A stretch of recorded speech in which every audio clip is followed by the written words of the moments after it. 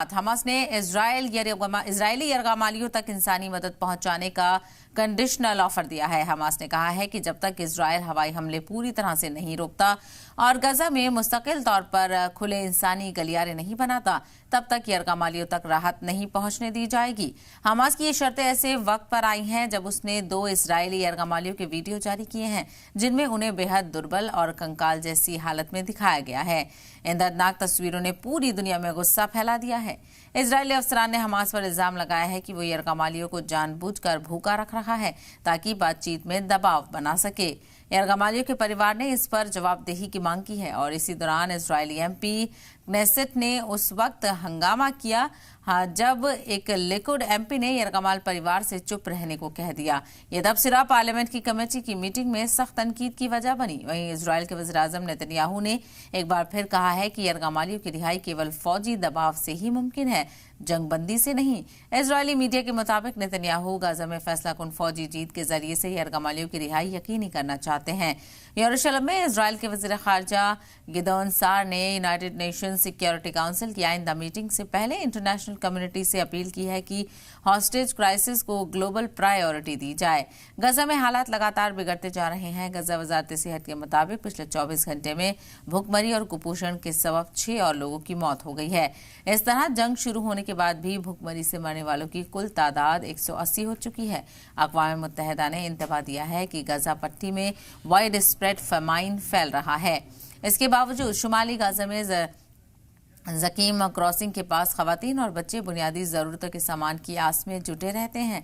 गजा के अल-शिफा अस्पताल में लोग उन परिवारों का मातम मना रहे हैं जो इजरायली गोलीबारी में मारे गए हैं। सेहत अफसरान ने बताया है कि जकीम क्रॉसिंग के पास इजरायली फौज ने कम से कम 13 लोगों पर गोलीबारी की जो मदद हासिल करने की कोशिश कर रहे थे।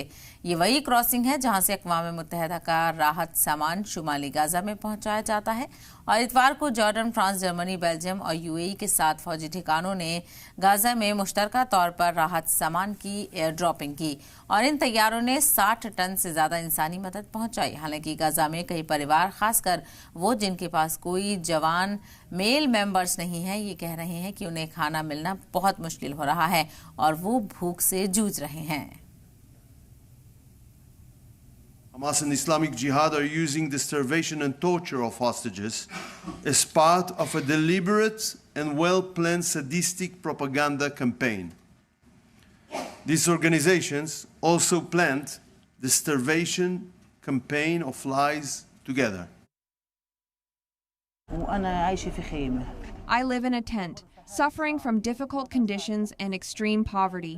My child is malnourished due to a lack of milk, and I cannot provide it for him. My husband is 64 years old and cannot provide it. I go to get humanitarian aid and try to get flour or food for my children, but I cannot access trucks or bring milk, so I have to feed my son boiled water, anise, or mint.